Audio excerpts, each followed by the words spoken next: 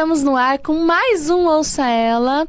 E como sempre, que honra ter você com a gente. Eu tenho certeza que esse podcast já abençoou sua vida. E se ele já abençoou sua vida, você já pode se inscrever caso você não tenha se inscrito e compartilhar com seus amigos e amigas para que as pessoas recebam a palavra de Deus.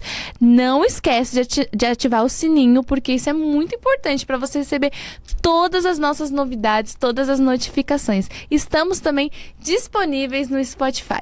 Eu sei que você já viu, porque tá um nomezinho, né? Eu sempre faço um suspensezinho e sempre lembro que tá o nome lá no início do vídeo. Hoje nós estamos com a Jéssica Ohana. Que linda, gente! Uma princesa recebendo ela aqui. Que alegria ter você aqui, Jéssica. Seja bem-vinda ao Ouça Ela. Muito obrigada, é uma honra muito grande estar aqui. Eu acompanho o Ouça Ela já há um tempo, já teve amiga minha que esteve aqui. Então, para mim foi uma honra quando eu recebi o convite e eu me sinto honrada pelo céu por estar aqui. Então, muito obrigada. Olha só, que alegria, né? A gente tem trazido várias pessoas aqui que são mulheres de Deus, pessoas especiais, né? E a Jéssica, só para vocês saberem, ela é casada, ela é mãe de 2 meninas, ela é mentora de mulheres, pregadora e escritora, né? O currículo desce aqui, o currículo dela, cheio de coisas, né? E quantos anos você tem? 26. 26 anos, gente, uma menina. Vivi muito. Eu falo que é 26, mas com histórias de quase 80. Meu Deus do céu, ela tem muita história aí pra contar, né? Sim. E eu já tô preparada pra ouvir, a gente conversou ali.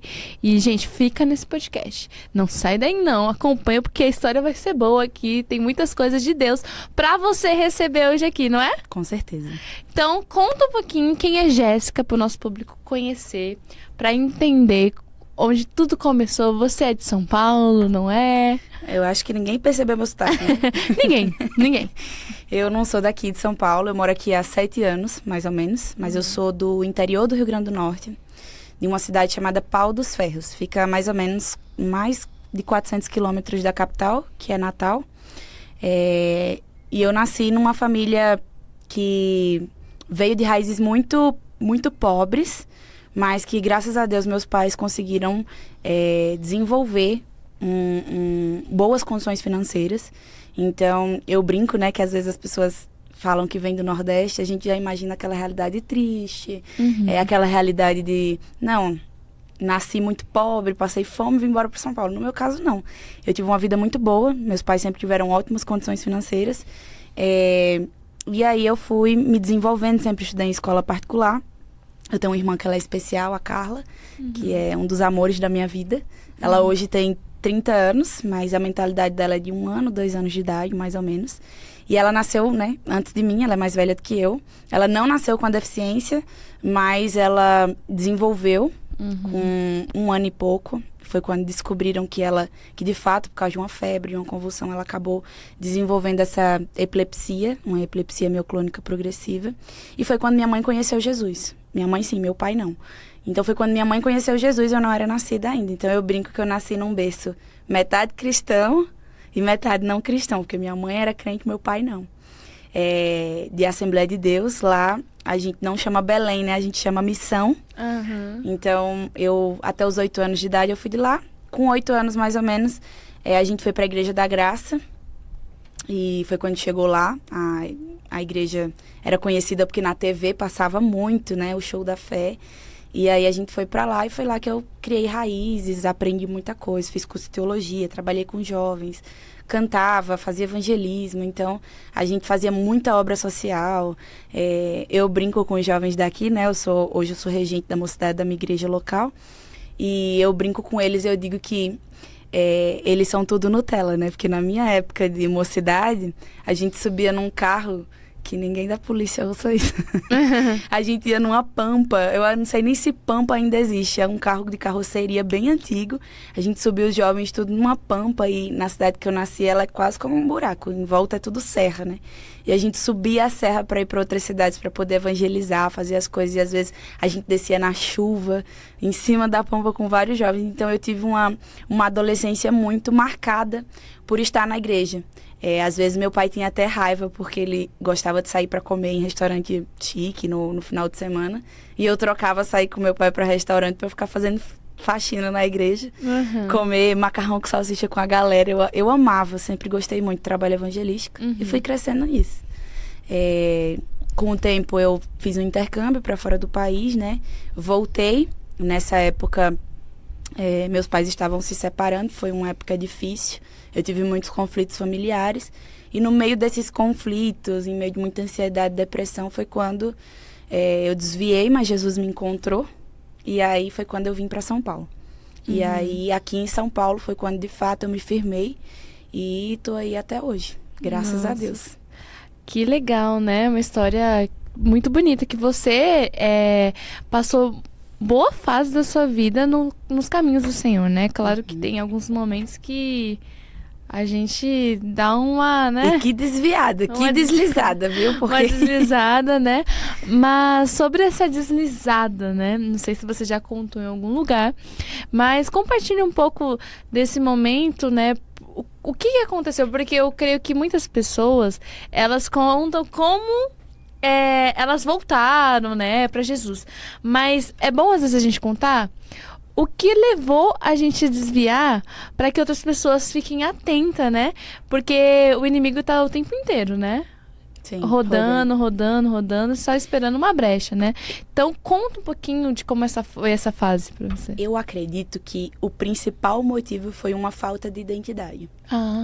Porque eu lembro na minha juventude que eu sempre fui muito simpática. E eu falo isso da forma mais modesta possível. Meus pais são empreendedores e de cidade pequena. Então, eles me cobravam muito. Você tem que ser simpático, você tem que ser gente boa com todo mundo, você tem que ser amigo de todo mundo. Por quê? Eu não podia arranjar inimizade, sendo que meus pais eram grandes comerciantes na cidade. Então, eu tinha que falar com todo mundo. É que se hoje você for na minha cidade, todo mundo me conhece pela filha de Cadu. Então, assim, a filha de Cadu e de Nicinha, né? Então, eu sempre cresci assim. Eu fiz amizade com todo mundo. E até hoje eu sou assim. Às vezes a gente cresce num meio de igreja e tem pessoas que desviam porque nunca conheceram o mundo. No meu caso, não. Como meu pai não era crente, então eu tinha as duas bases. E, de fato, o que acontecia era que quando eu ia para a escola, eu queria ser igual os jovens da escola. E quando eu ia para a igreja, eu queria ser igual os jovens da igreja. E eu tinha uma base na igreja. Eu não tinha coragem, às vezes, de fazer coisa errada. Só que aconteceu um episódio que, quando eu estava na Igreja da Graça, eu já tinha me mudado para a capital, porque eu me mudei para a capital com 15 anos. Eu já tinha me mudado para a capital e eu trabalhava na sede da igreja. E eu lembro que, na época, eu não compactuava mais com algumas coisas. Eu não concordava mais com algumas coisas e eu fui pedir para o meu líder, né, pro pastor na época, para sair da igreja. E eu lembro que foi algo muito marcante na minha vida. Houve pedido de perdão, depois ele me pediu perdão e tudo mais. Mas ele sabia de todo o meu histórico familiar, dos problemas que haviam entre meu pai e minha mãe. Ele sabia de tudo o que acontecia por trás. E quando eu fui pedir para ele me abençoar para eu sair da igreja, ele olhou para mim e falou assim: ou eu sou muito de Deus e você pouco de Deus, ou você é muito de Deus e eu pouco de Deus. E ele era uma figura de autoridade muito grande, ele era um líder estadual, né? E ele falou assim: mas se você sair dessa igreja hoje, como você é o pilar da sua casa, sua família vai ser destruída. E aquilo me marcou muito, como que alguém poderia dizer aquilo pra mim. Então, aquilo foi o pontapé inicial para eu dizer assim: não, lá fora, em vez das pessoas ficarem jogando maldição pra cima de mim, elas me acolhem.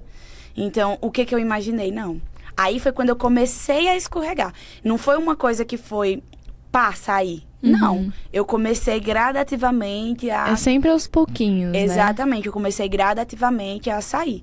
Foi quando saiu o meu intercâmbio. Eu já tinha namorado um rapaz na época que não era crente.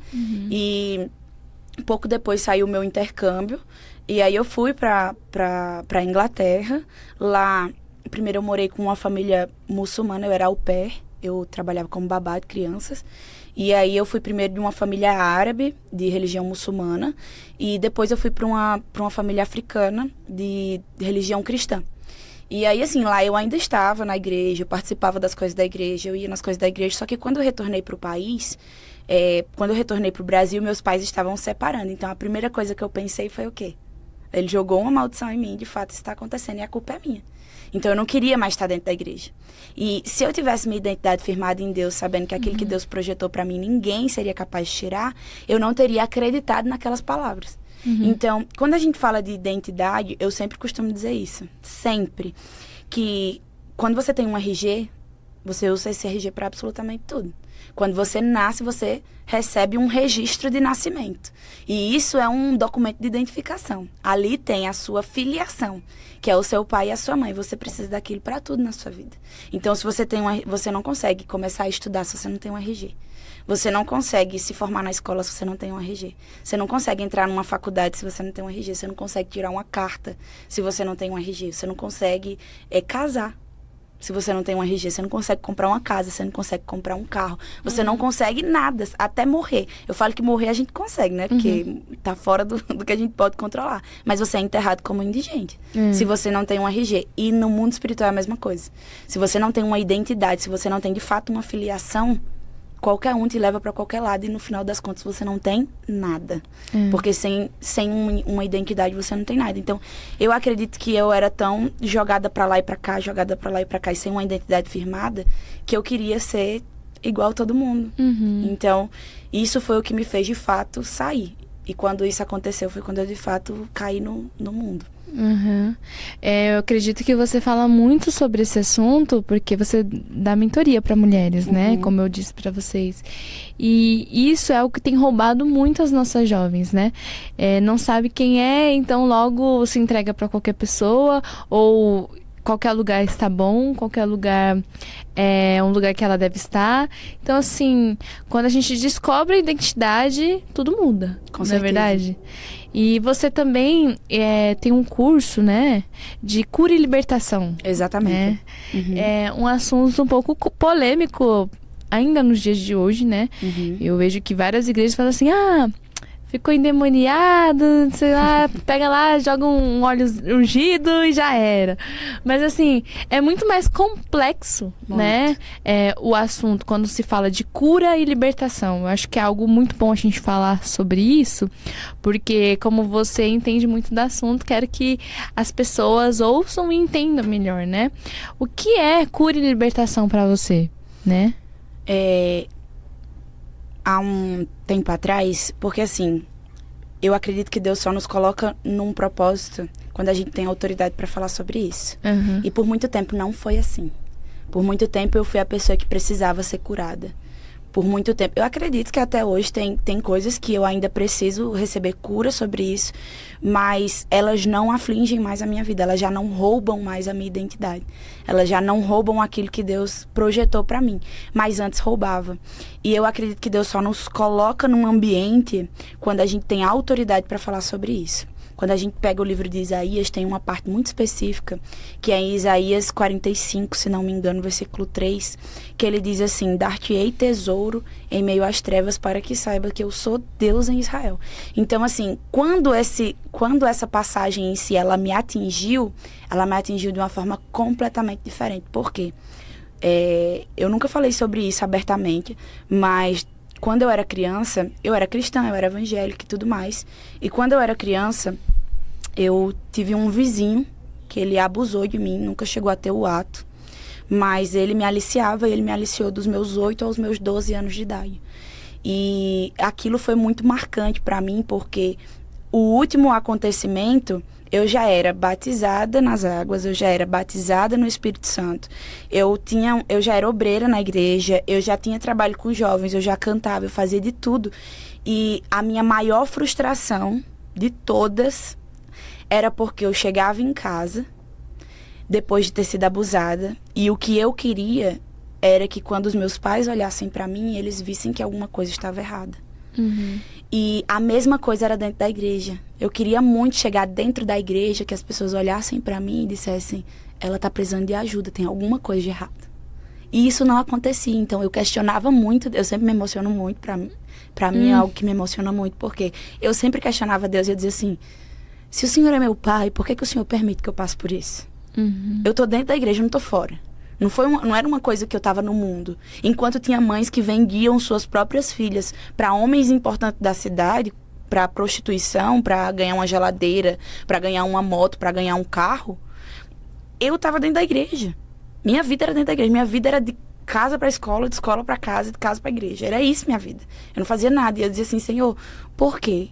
E depois de muito tempo já casada com um filho, Deus me trouxe essa palavra e ela me atingiu de uma forma que mudou toda a minha vida. Porque como que alguém tira um tesouro de dentro das trevas? Quando a gente tá nas trevas, a gente não consegue nem enxergar. Então, como que Deus entrega um tesouro no meio das trevas? Humanamente, a gente pensa, é impossível. Mas Deus atingiu isso no meu coração, dizendo, eu sempre estive lá. Eu sempre te vi. Eu sempre estive com você. Mas para você hoje estar onde eu queria que você estivesse, eu tinha que permitir que isso acontecesse. E não porque ele é um pai ruim, mas é porque ele é o pai que em Isaías 55 diz, os meus pensamentos são mais altos do que os seus e os meus caminhos são mais altos do que os seus. Então, ele fala, eu vou transformar o espinheiro num pinheiro e a sarça numa murta. E essa é a minha história. Eu saí da pessoa influenciável, de que todo mundo carregava, que era igual um camaleão, aonde chegava se adaptava, para ser uma murta que quanto mais triturada, que quanto mais machucada, mais perfume exala, mais perfume libera. Então, foi quando isso me encontrou e Deus me fez escrever o A Culpa Não É Sua, que é um livro que não é um livro que eu falo pra você, nossa, é o livro que eu escrevi genuinamente, porque depois que eu escrevi, eu lancei, nunca mais eu voltei pra ler ele. De tão desabafo que foi de fato um desabafo. E eu lembro que quando eu lancei ele, eu fiquei mal. Tipo assim, fiquei uns 4 dias sem rede social, sem nada, porque eu falei, meu Deus, agora fiquei nua na frente de todo mundo, porque todo mundo conheceu o meu mal, mas foi um período que Deus me tratou e Ele me curou. E foi o período que Ele me fez crescer nas redes sociais e dizer, tá aí, agora essa é a vertente que você vai falar.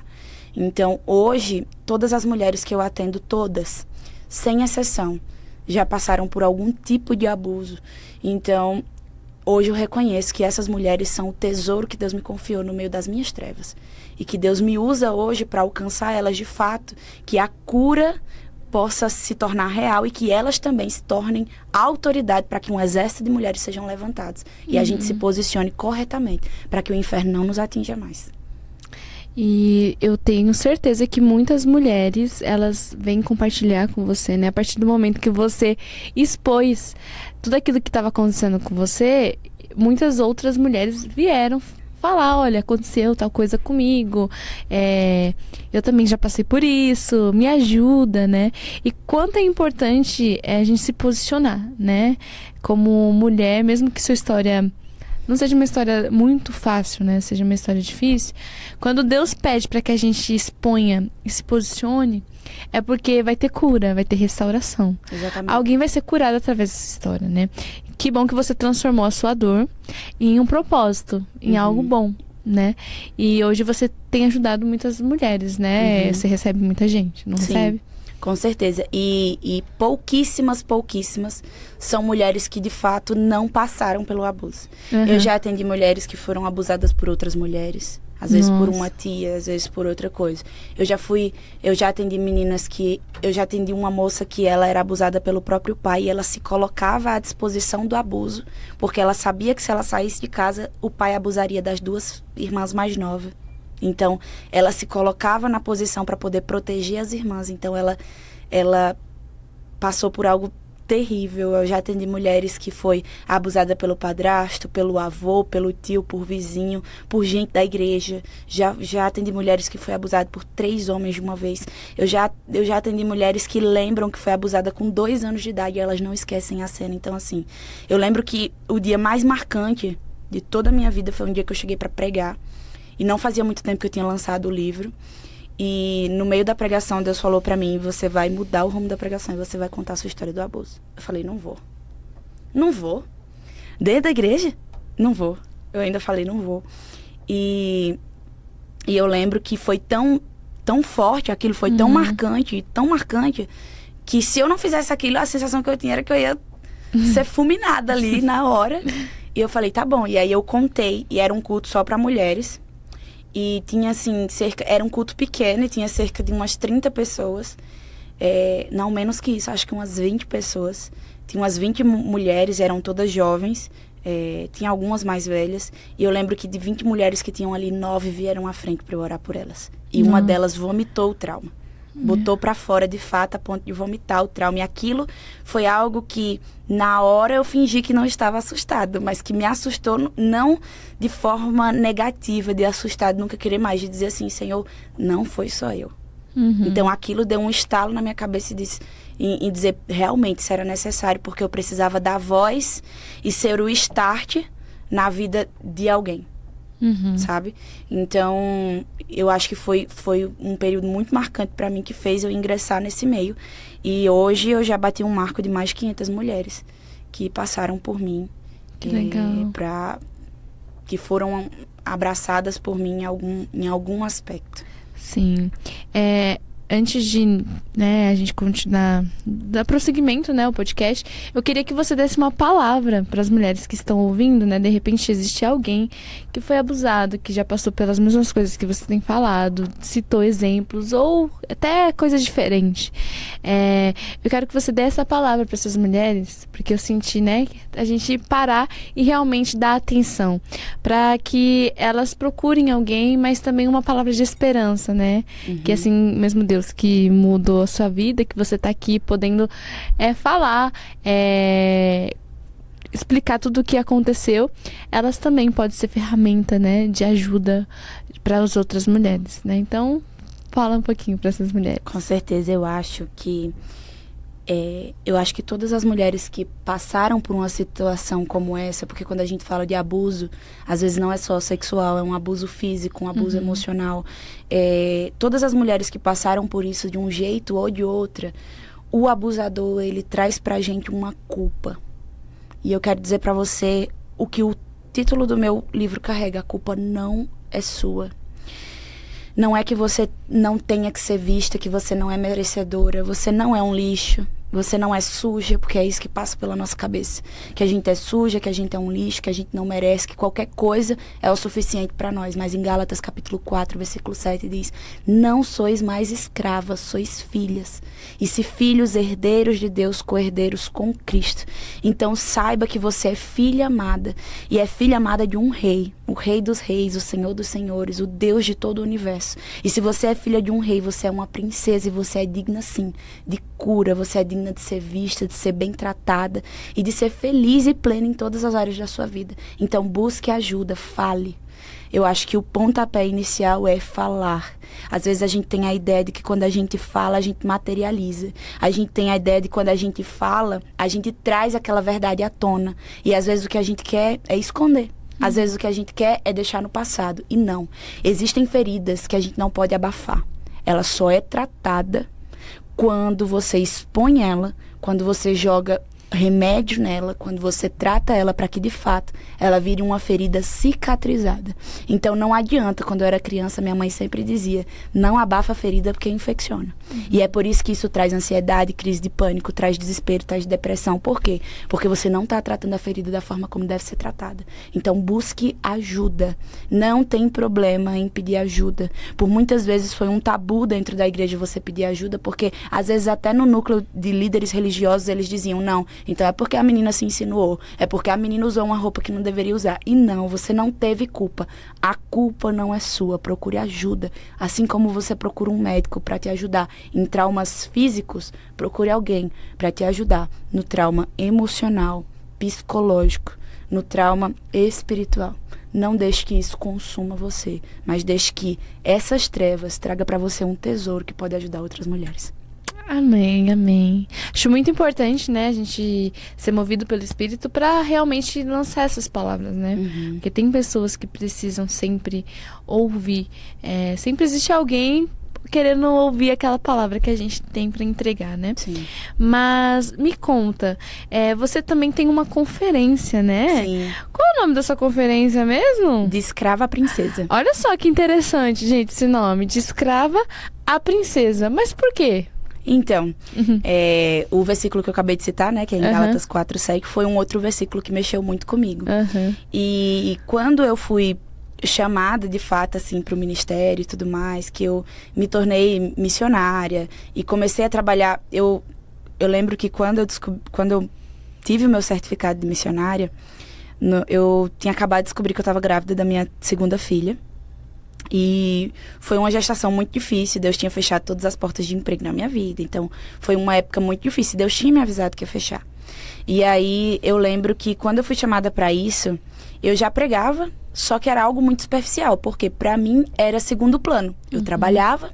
Depois, quando chegava no final de semana, eu tinha minha agenda de pregação. E estava tudo bem, tudo confortável. Tudo legal. Só que quando fecharam-se todas as portas e eu fiz o curso de missionária e eu engravidei, eu fiquei meio aérea. E agora? O que é que eu vou fazer?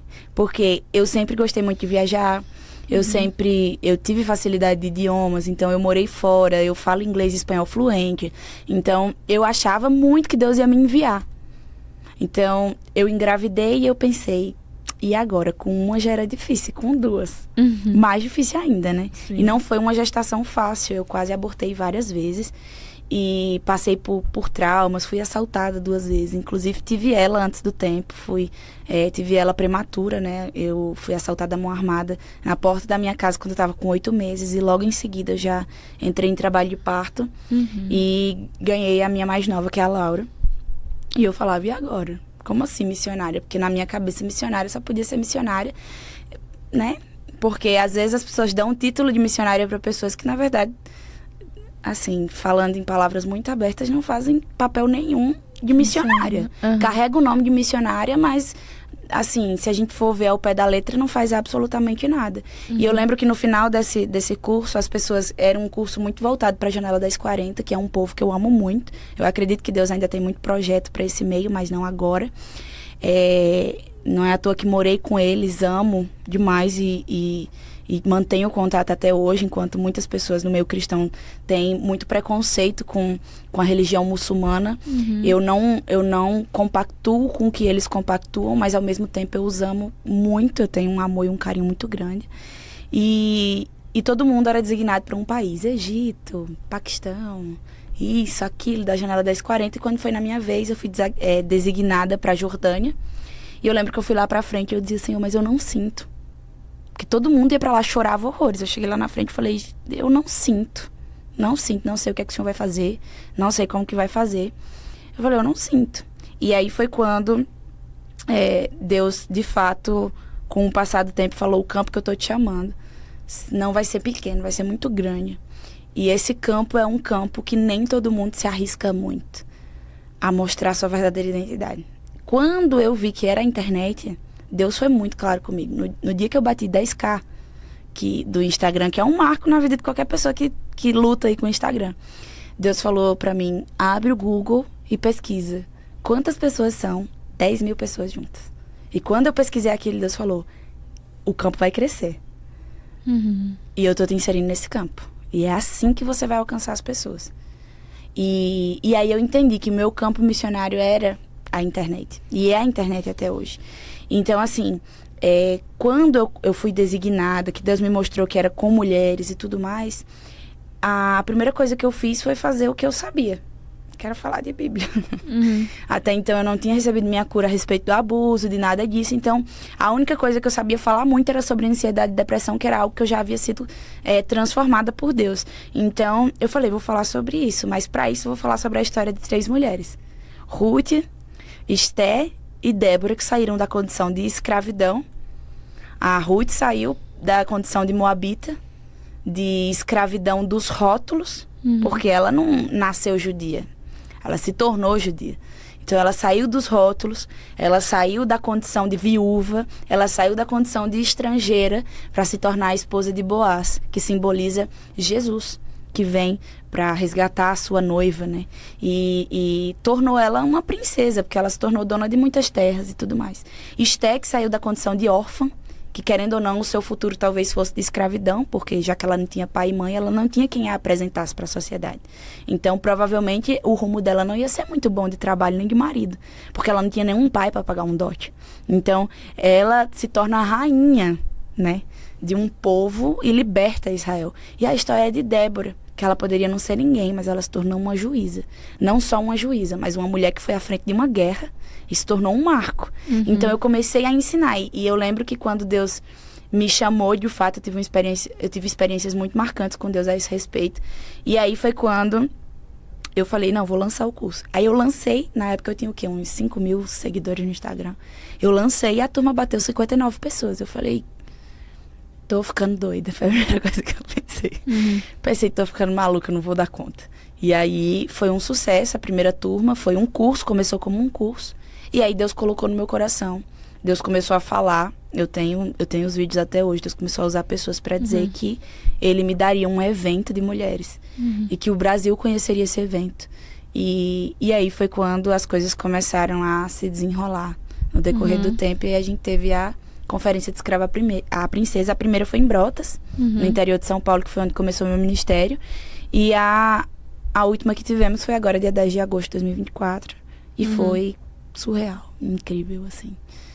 Sem comentários. E aí deixou de ser só um curso para ser uma conferência e abranger aí muitas mulheres. A conferência teve cerca de 170 a 180 mulheres na igreja. Uau, e só tem crescido, né? Só tem crescido. E esse ano vai ter outra? Como que tá? Esse ano não, mas no início do ano que vem. Ah, então tá. Então já guarda aí, né? Essa data, né? Já fica atento no Instagram dela. Qual que é o seu Insta? Passa aí, pessoal. Jéssica Orranas, com S no final por causa do Silveira. Mas é Jéssica Orranas. É só me seguir lá. E agora, a conferência começou só comigo. Foi um sonho que Deus depositou no meu coração. Foi uma ideia e um propósito que Deus colocou. Mas Ele sempre me falava que Ele estabeleceria alianças no meio dessa conferência. E de fato, agora eu tenho quem carrega comigo essa conferência, que é a Beatriz Lacerda, que já esteve aqui no Ouça Ela recentemente. E agora ela tá tocando junto comigo aí a conferência e juntas nós estaremos encabeçando esse projeto. Que lindo, que legal. Eu acho que eu quero me programar pra ir também. Com certeza, por favor. As duas são bênçãos demais, né? A Bia tava aqui, contou sua história, né? Então acompanhe elas na rede social, né? Vai lá, comenta, curte, né? Porque isso daí ajuda, né? A gente compartilhar e mais pessoas, elas possam ser alcançadas, né? Pela palavra de Deus. Mas, Bia, você falou bastante sobre ansiedade, né? Ansiedade, depressão. E eu queria que você contasse um pouco sobre isso. Você disse que teve alguns episódios, né? Sim. E que não foram fáceis pra você. Eu queria que você abrisse um pouco pra gente essa fase de ansiedade, de depressão que você viveu, né, na sua história.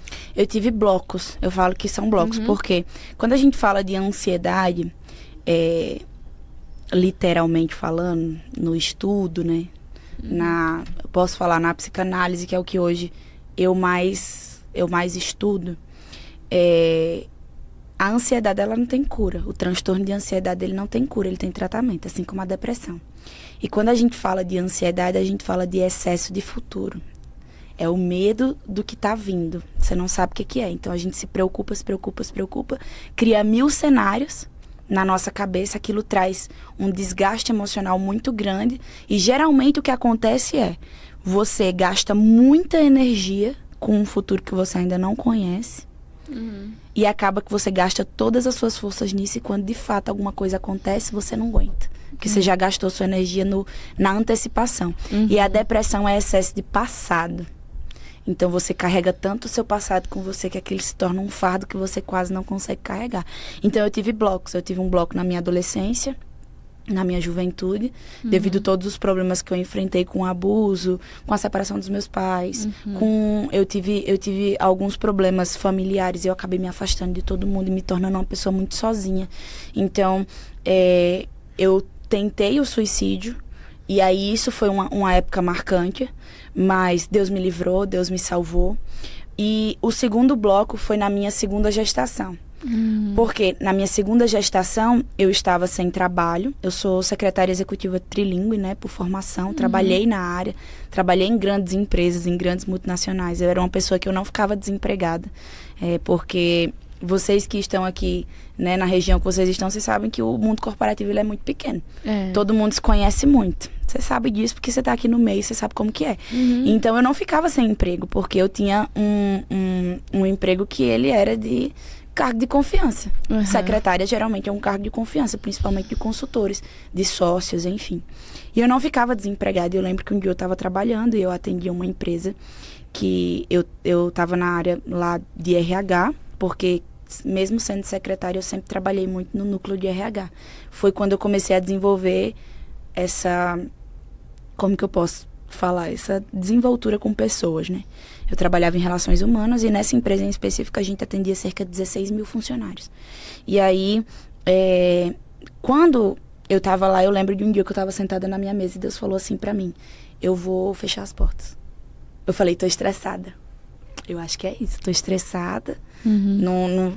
Só que uma semana depois eu fui chamada na empresa e eu fui desligada.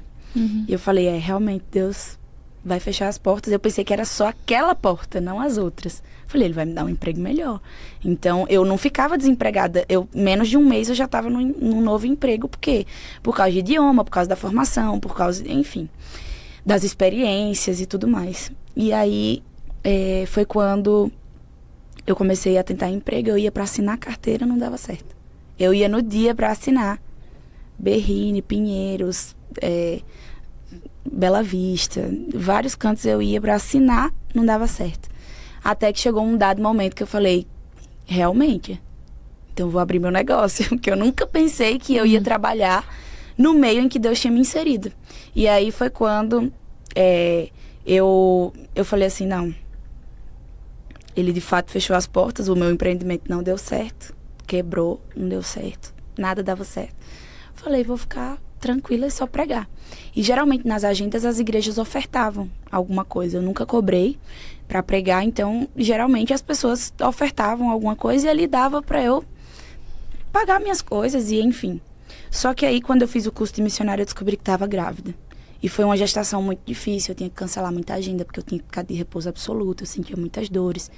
E aquilo começou a me atingir muito. A gestação já não foi fácil para mim, porque eu ficava com muito medo. Se na gestação já estava daquele jeito e aquilo já estava me afligindo, imagina quando eu ganhasse. Então a ansiedade começou a atacar. E aí eu ficava: nossa, mas eu tinha um emprego, nossa, mas eu tinha construído minha vida. Depois de eu ter quebrado minha vida, eu construí minha vida e agora quebrou tudo de novo. Então isso começou a me afligir. Quando eu completei 8 meses de gestação, eu estava em reforma na minha casa, fui colocar o carro do meu primo para fora. E aí vieram 2 rapazes e um colocou a arma na minha barriga. Nossa. É um assalto. E aí eles me machucaram, porque no de roubar aliança, essas coisas.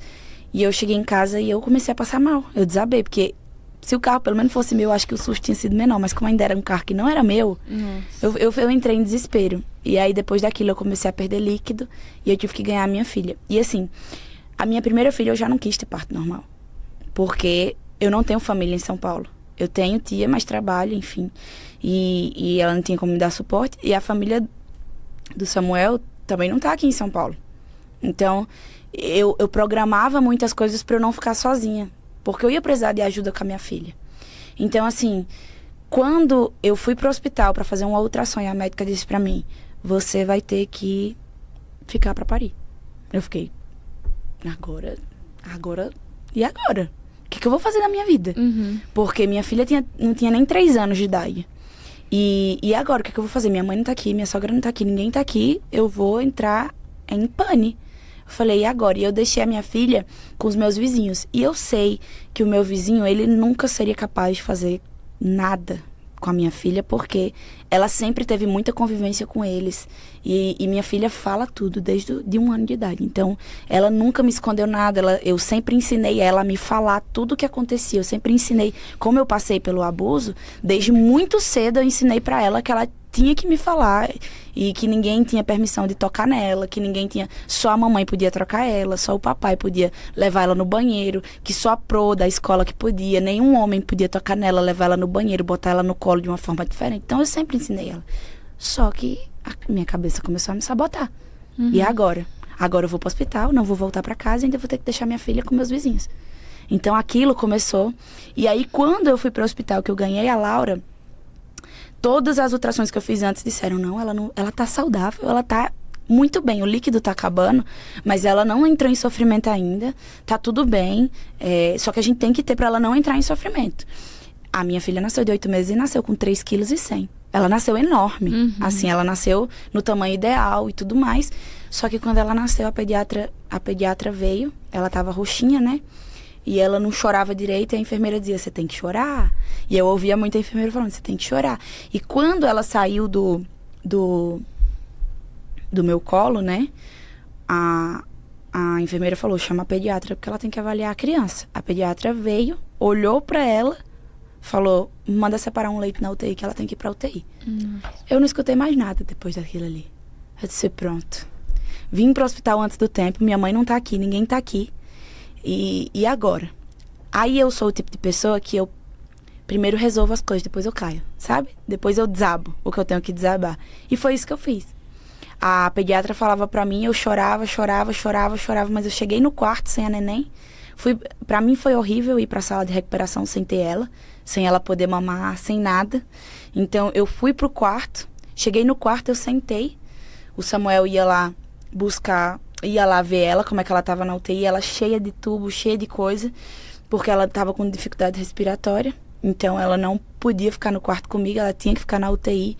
Tinha que receber hidratação, porque ela estava desidratada, enfim. E aí, eu sentei no computador e fui atrás de comprar passagem para minha mãe, ajeitar para ela ir para não sei o quê, tipo, resolver todas as coisas que eu tinha para resolver. E as enfermeiras chegavam lá e diziam, mãezinha, você precisa descansar. E eu falava, eu não vou descansar, porque minha filha tá em casa com os outros. Eu não vou descansar. E aí, eu ficava lá e fiquei naquela pilha, tudo. E aí, me mantive muito forte. Eu fui pra UTI, eu chorava. Eu via minha filha daquele jeito, eu falava, não foi isso que o Senhor me prometeu. Eu dizia, não foi isso que o Senhor me prometeu, não foi pra isso aqui que o Senhor me chamou. Então eu comecei a entrar num conflito muito grande. E foi muito difícil ver minha filha naquela situação. E aí elas diziam, não, amanhã ela vai ter alta. Não, quando você receber alta, ela vai com alta com você. E o que me machuca é porque eu sou uma pessoa muito controladora. Pode não parecer. Quando eu falo controladora, eu nunca vou te controlar. Mas as coisas na minha vida, como tudo saiu muito do eixo muitas vezes, eu sempre tive a necessidade de controlar tudo que estava ao meu redor. Então, quando algo saía do meu planejado, minha cabeça entrava em parafuso. Então, me prometer que ela receberia alta no outro dia e não cumprir aquilo, nossa, me matava. Me deixava assim. Até que a médica falava, não, eu vou pedir para a maternidade deixar você ficar um dia a mais. E isso, minha mãe já estava em casa com a minha filha. Eu comprei a passagem pro dia seguinte já e tudo. E ela falava... E aí, quando você receber alta, ela vai junto. Eu recebi alta e ela não foi junto. E aí, ficava naquilo. Eu fui pra casa, tinha minha filha em casa, minha filha de férias, porque, querendo ou não, era dezembro. Era dezembro já. Minha filha mais velha de férias da creche. Minha mãe em casa com ela. Eu tinha que sair de 8 horas da manhã, 40 minutos, 50 minutos de carro, cirurgiada. Tendo que ir pra lá, ficar sentada numa poltrona do lado da minha filha. Das 8 às 8 da noite. Às vezes um pouco antes, porque eu tinha que voltar para casa dar atenção para a mais velha.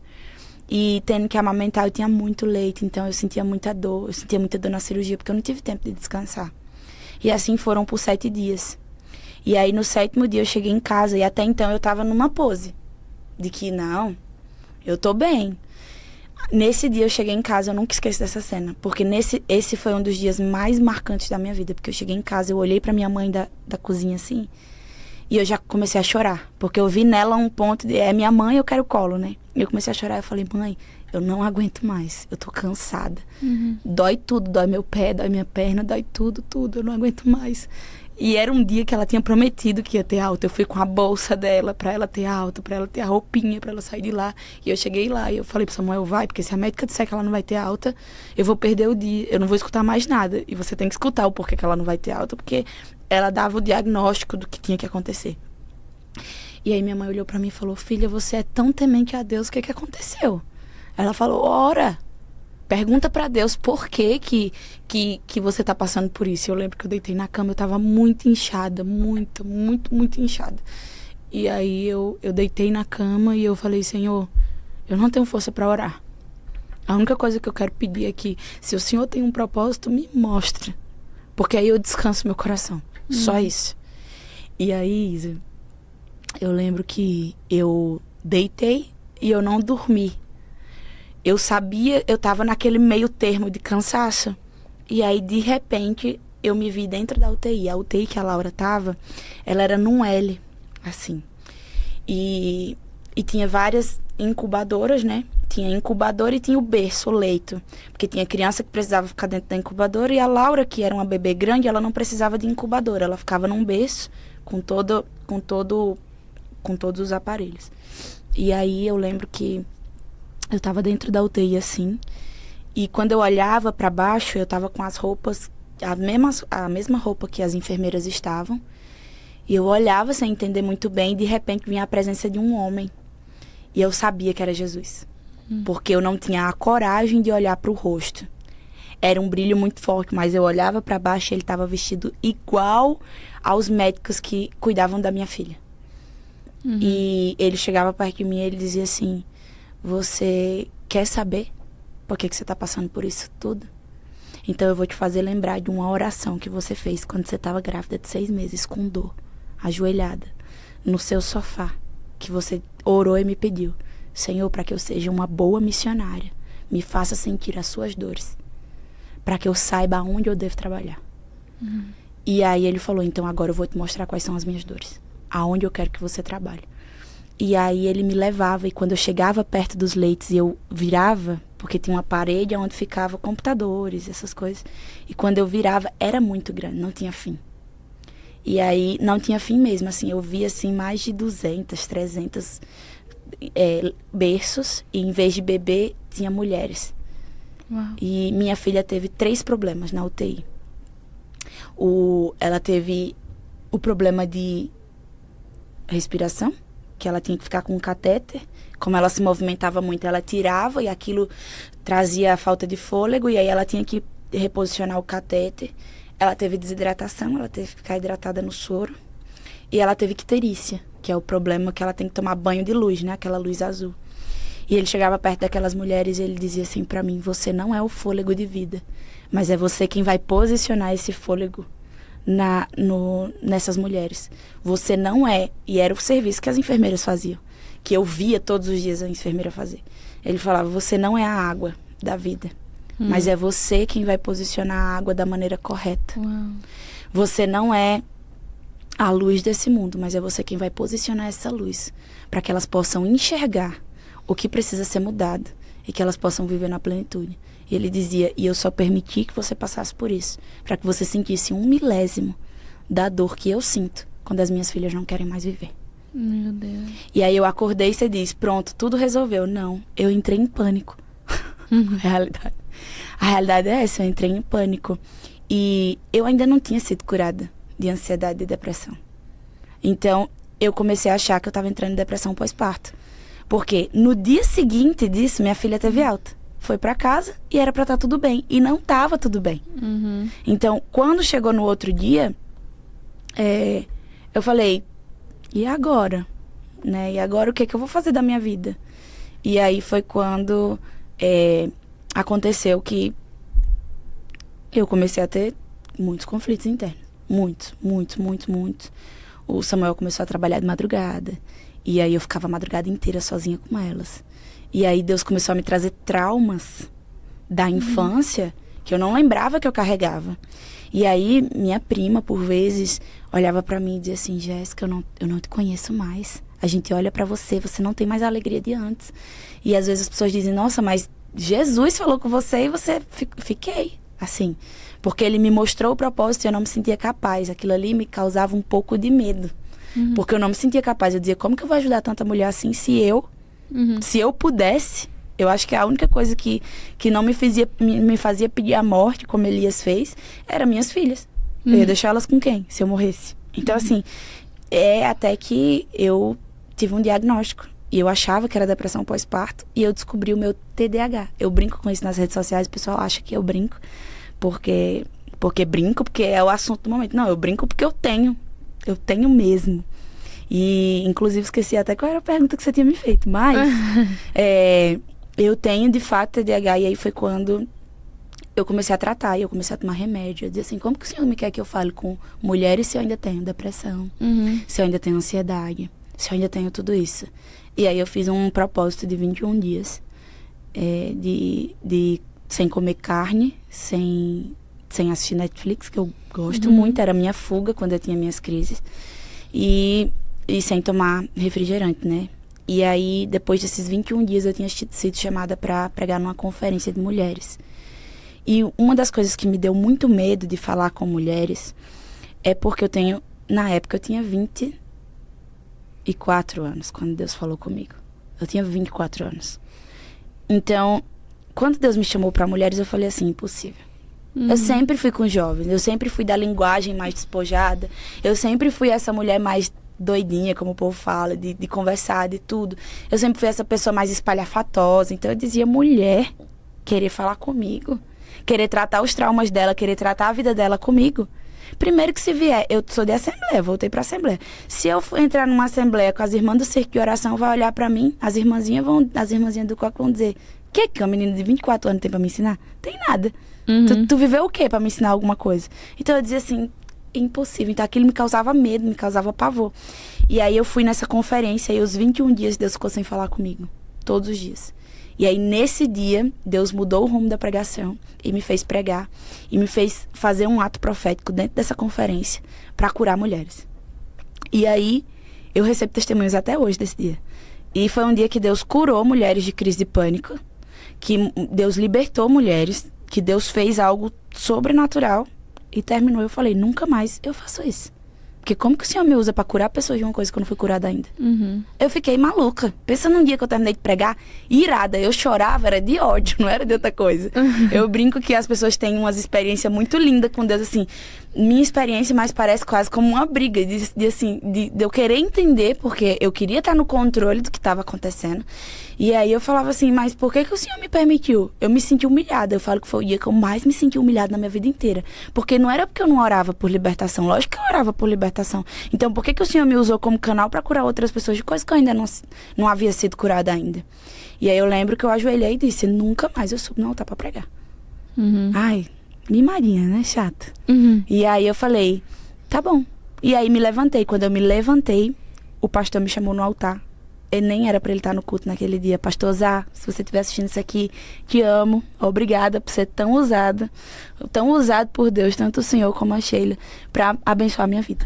E aí, ele me chamou pra subir no altar, mandou eu ajoelhar. Eu ajoelhei. E ele falou assim, não era o timbre da minha voz que você queria ouvir? E eu falei assim, aí eu já balancei, né? Já comecei a chorar. Porque no banheiro mais cedo eu tinha falado, por que o Senhor falava com Moisés? As orações absurdas que a gente faz, né? Por que o Senhor falava com Moisés, com Abraão, mas nunca falou comigo? Eu não quero que os outros venham falar comigo, eu quero que o Senhor fale comigo. Eu tô aqui há 21 dias sem comer uma carne, comendo ovo todo dia. E o Senhor não falou comigo, tipo, e colocando... Ai, idiota, colocando Deus contra a parede, né? E ele falou, não era o timbre da minha voz que você queria ouvir? Você tá se sentindo humilhada? Então... era onde eu queria que você chegasse.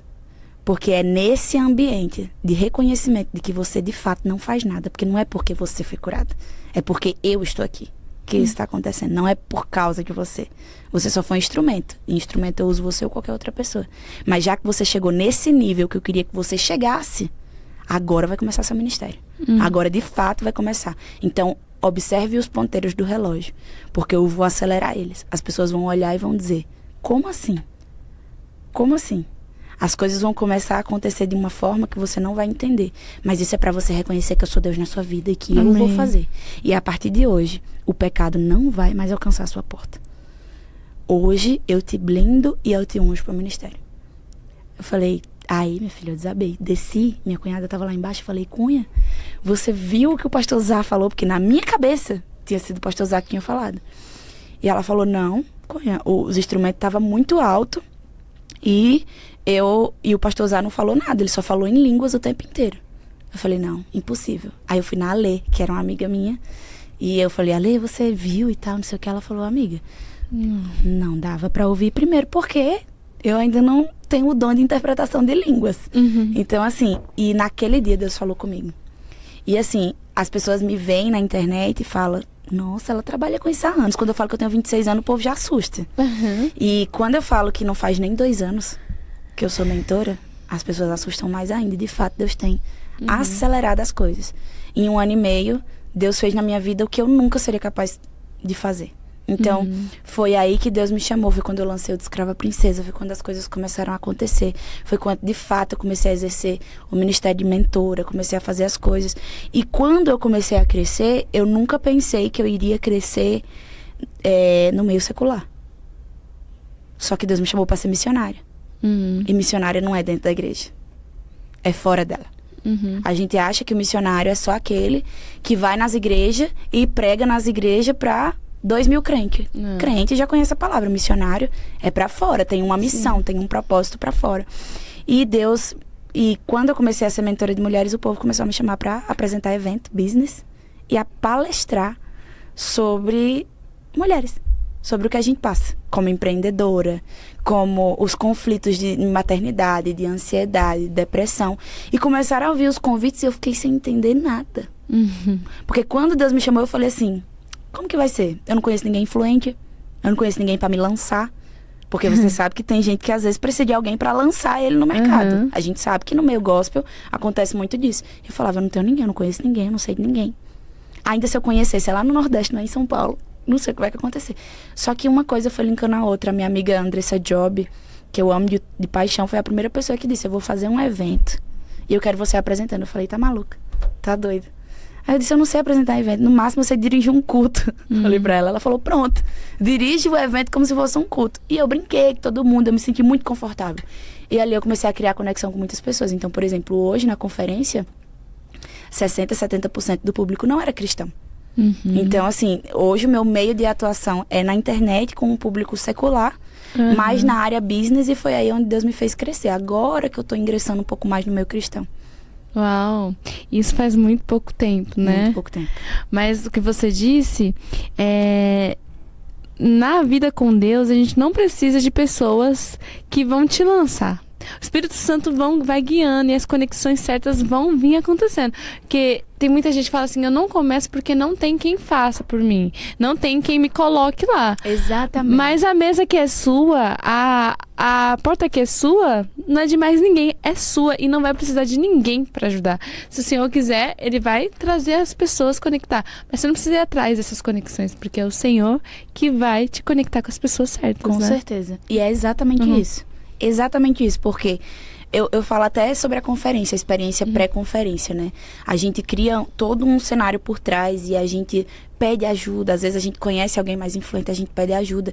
E eu cheguei a pedir ajuda pro pessoal me ajudar, porque eu sou uma pessoa que eu abraço muitas causas, sabe? Então, quando eu falo que eu vou divulgar, eu divulgo mesmo. Quando eu vou atrás de ajudar, eu ajudo mesmo. E querendo ou não, às vezes a gente pensa, não, quando for o meu, vai me ajudar, vai fazer, vai acontecer. E Deus sempre bateu tanto na tecla de que era Ele que ia fazer, que até na conferência nem eu divulguei tanto como eu deveria ter divulgado. E nem as pessoas que eu pedi que divulgassem, divulgaram tanto como eu pedi que divulgassem, como eu já divulguei de muita gente. E no final das contas, eu não tinha nem espaço para colocar gente dentro, porque chegou gente para comprar na hora e não tinha onde sentar. Então, assim, sempre foi Deus. Sempre foi Deus. E é exatamente o que você falou, o que Deus preparou para você. Se você entrar no caminho que Ele quer que você entre, é Ele quem vai fazer, não somos nós. Para que as pessoas olhem e digam que, de fato, até aqui nos ajudou o Senhor. Foi o Senhor. É verdade. Nunca é na força do nosso braço, né? Você falou sobre controle, né? Sobre ser uma mulher muito controladora. Como você tem lidado em deixar esse autocontrole, essa suficiência, né? Também, essa autossuficiência, para que viva da dependência de Deus, né? Como que tem sido? Na base da pancadaria. Porque chegou um momento que eu não vou mentir, dizer que eu não sou mais controladora. Se eu planejo minha semana e alguma coisa der errado, eu já fico um pouco frustrada. Mas, de acordo com o que é os propósitos do Senhor, eu tenho descansado muito. E eu acho que isso é algo gradual. Quando você começa a experimentar daquilo que Deus te entregou, você começa a ver que é tão real o que Ele faz, que é instantâneo você descansar como uma filha descansa no pai. Porque quando você reconhece uma paternidade, você tem pai. Você sabe que quando a gente precisa de colo, a gente tem colo. Quando a gente precisa de qualquer coisa, a gente tem. Então, eu comecei a descansar. Eu reconheci a paternidade do Senhor e eu comecei a descansar. Inclusive, assim, quando eu comecei a entrar nessa área mais de cura e libertação, porque quando a gente fala de libertação, a gente fala de demônio, de coisa espiritual. E é tão surreal que, assim, até nisso eu tenho descansado. Porque antes eu tinha medo de afligir minha casa, minhas filhas, de entrar num ambiente que fosse complicado para mim, mas no final das contas, Deus tem me protegido, Deus tem me guardado, Deus tem feito coisas que Então, a gente vai perdendo o controle da situação, dizendo, é melhor o Senhor fazer do que eu. É melhor o Senhor, né? Mas eu quero que você dê uma palavra, a gente já tá caminhando pro fim. Sim. Olha só, passa muito rápido, né? A gente já tá aqui, vai fazer 1 hora, né? 1 hora, né, Diego? 1 hora. Só que eu quero que você dê uma palavra pro público, né? Uma palavra que tem mexido muito com você. Eu sei que você é pregadora, né? E eu queria que você desse uma palavrinha rápida pra gente finalizar o podcast. Claro, com certeza. Deixa eu já abrir aqui. Em Efésios, capítulo 6, do versículo 10 até o versículo 12, diz assim: E finalmente, irmãos meus, sede fortes no Senhor e na força do seu poder. Revesti-vos de toda a armadura de Deus, para que possais estar firmes contra as astutas ciladas do diabo. Porque não lutamos contra carne e sangue, mas contra principados, potestades, príncipe das trevas, hostes espirituais da maldade nos lugares celestiais. Quando o apóstolo Paulo ele fala sobre carne e sangue, em carne significa, vem da palavra carx, que significa religião. Ele está dizendo, a nossa guerra não é contra uma religião. A nossa guerra não é contra a vida de alguém, o sangue de alguém. A nossa guerra é nas regiões celestiais, contra principados, potestades, hostes espirituais da maldade, príncipe das trevas. Então, às vezes, a gente tem gastado toda a nossa força, Isa, toda a nossa força tentando lutar contra pessoas, tentando competir com pessoas, tentando afligir pessoas, tentando machucar pessoas para que elas venham até Deus, para mostrar que a gente tem algo de Deus. Às vezes, a gente está lutando contra religiões, seja elas religiões de matrizes africanas, seja elas religiões até do próprio cristianismo, seja ela diferença de placa de igreja. A gente está lutando tanto contra a religião e a gente está esquecendo que essa guerra que a gente tem travado, a gente não vai ganhar nunca. Mas a nossa guerra ela é contra quem rege as religiões, é contra quem rege a vida das pessoas. A minha guerra não é com você, a minha guerra não é com você, a minha guerra não é contra a placa de igreja, a minha guerra não é contra a religião de matriz africana, não é contra a feitiçaria, não é contra nada disso, é contra quem rege. E quando a gente fala de reger, a gente tem que ter a consciência de que nós precisamos ser libertos de paradigmas, a gente precisa ser liberto de rótulos, a gente precisa ser liberto dessa religiosidade, para que a gente possa entender que nas regiões celestiais tem a nossa libertação, nas regiões celestiais tem a libertação do nosso próximo, nas regiões celestiais tem a libertação da nossa comunidade, da nossa cidade, do nosso país, nas regiões celestiais tem a nossa cura e tem as nossas bênçãos, porque ainda em Efésios no capítulo 1 diz que as nossas bênçãos já foram liberadas nas regiões celestiais. Então eu não preciso pregar bênção na sua vida quando na verdade ela já foi liberada, e o que precisa é que você tenha dimensão da região celestial e do que acontece nela, para que você possa alcançar cura, libertação e bênçãos do Senhor para a sua vida. Então, se eu puder te ajudar, eu estou aqui para ser sua mentora, para ser sua ensinadora, sua professora, para que juntos a gente possa alcançar aquilo que Deus sempre projetou para nós. Porque a culpa de nós não alcançarmos não é de Deus, é de uma falta de posicionamento nosso, de uma falta de identidade nossa. Então que Deus possa abençoar a sua vida e que você possa saber que Deus é Senhor. Deus é Senhor não só sobre a minha vida, mas sobre a sua também. E que se Ele não te alcançou, ainda vai te pegar na curva. Amém. Vai mesmo? Vai mesmo. Com certeza. Olha, eu quero te agradecer, né? Que podcast gostoso. A gente falou.